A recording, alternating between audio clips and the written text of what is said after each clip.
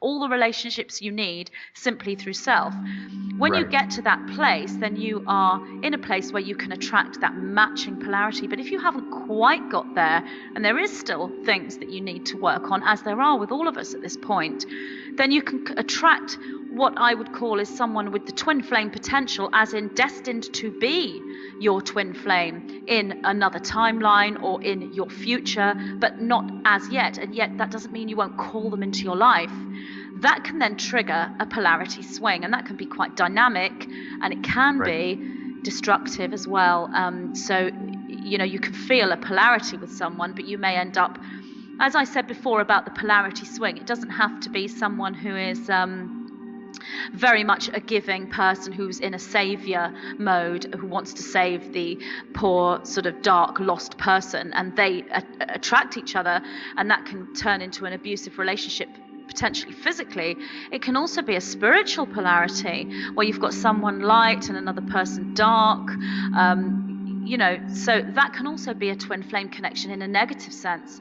Right. But in a positive sense, the soulmate relationship I'm speaking about, where you are working together, and this is what I would say to any couple who are in love and who are both moving forward spiritually. Do you love each other, really love each other unconditionally? You don't have to be twin flames. You don't have to be connected with guides of light to love each other unconditionally. Are you able to forgive and not hold grudges with that person? Are you able to move forward? Are you friends?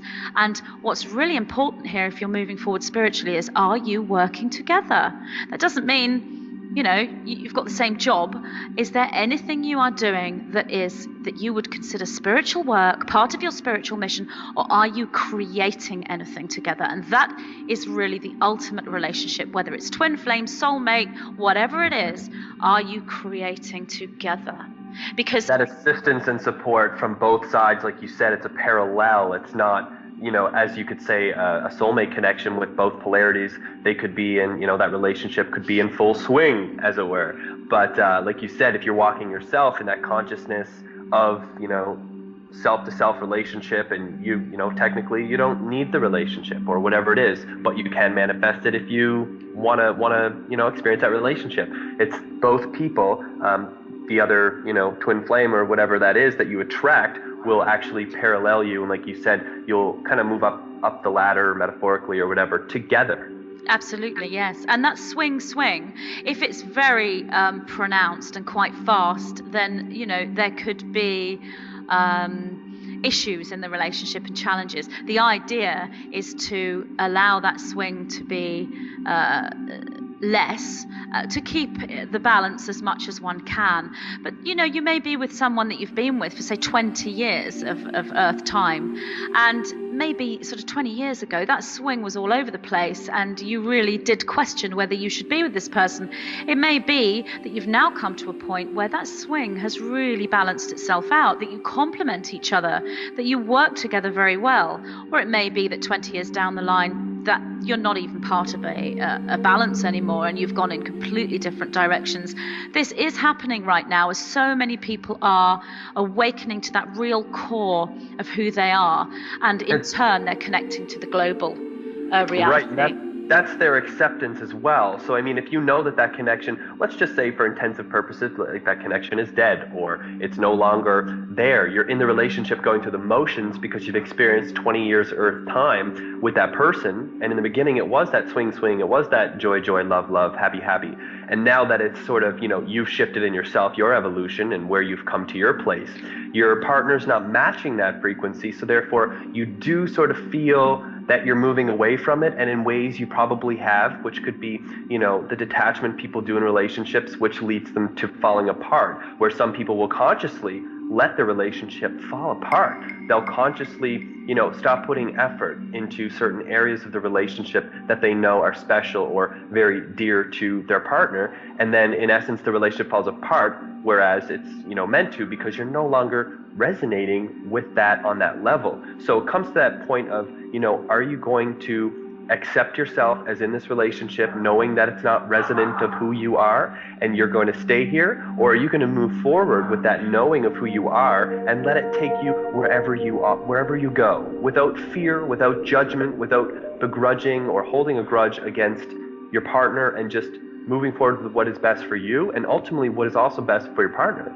Absolutely. And looking at your intuition within the relationship and feeling what feels right, and looking at the synchronicities that you are getting and working all that out. And if you can't do that, if you are so confused within your relationship as to whether you are supposed to be there or you're not supposed to be there, because really it is, as we have been speaking about, it is a conscious choice ultimately about where you go.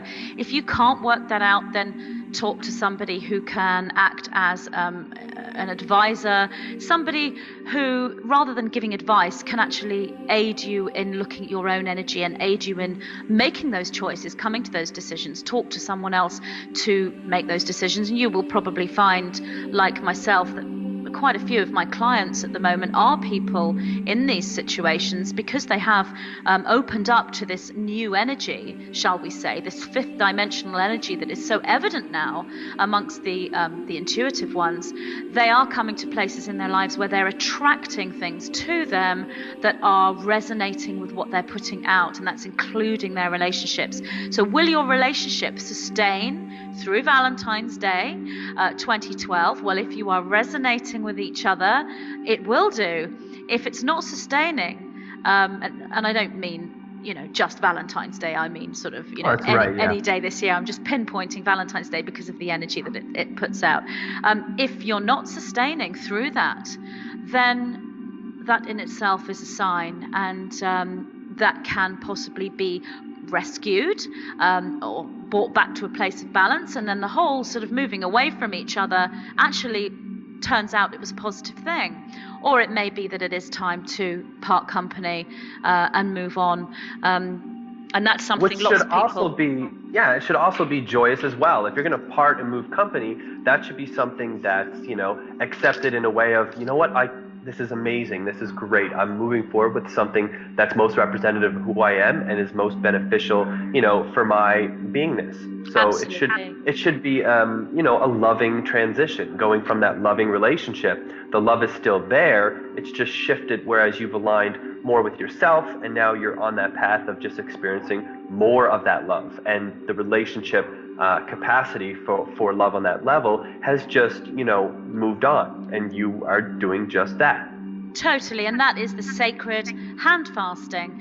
And the hand fasting can be for life, or it can be for sections of lifetimes, or more than one lifetime, however you want to pledge. But it can also be for a part of your life. I know a lot of pagan ceremonies will hand fast for a year and a day, and then they will either part company by walking away back to back, or they will renew their vows, as it were. That's just one sort of ceremony that's available.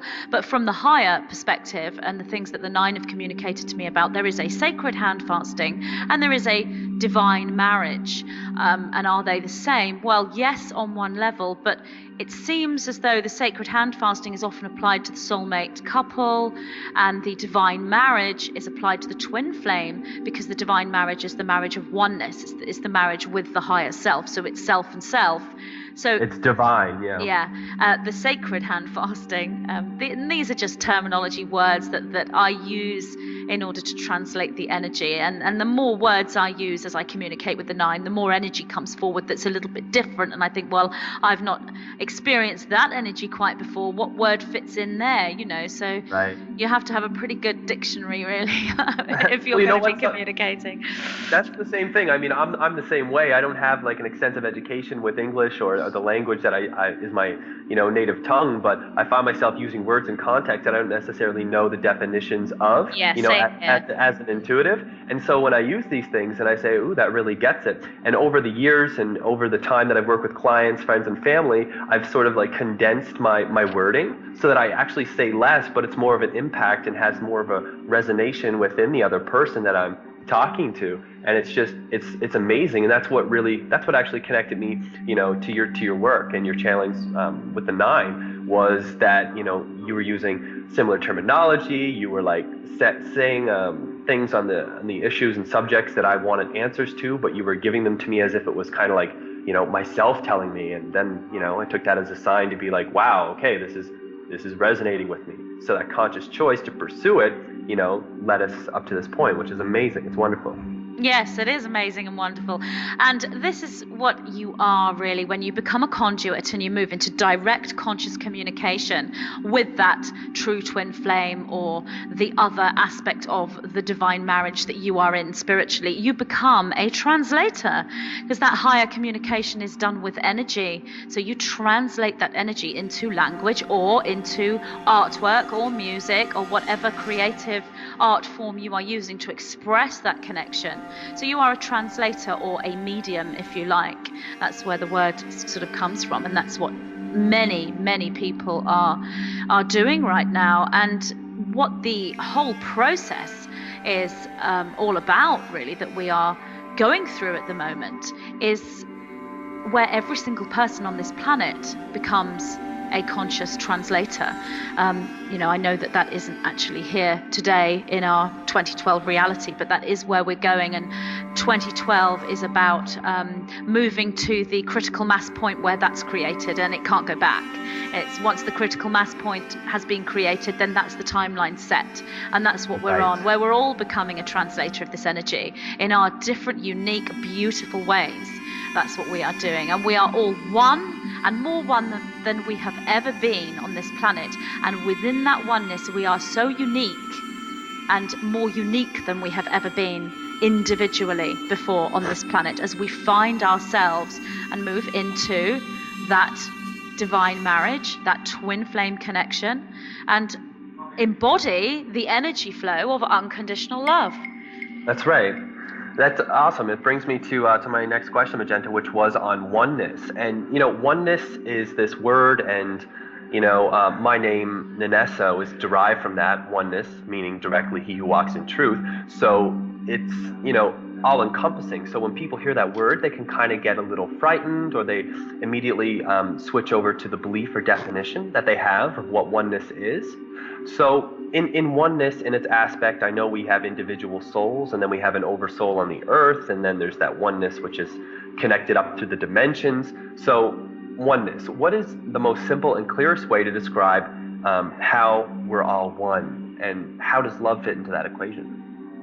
Okay, the clearest and most simple way to describe it.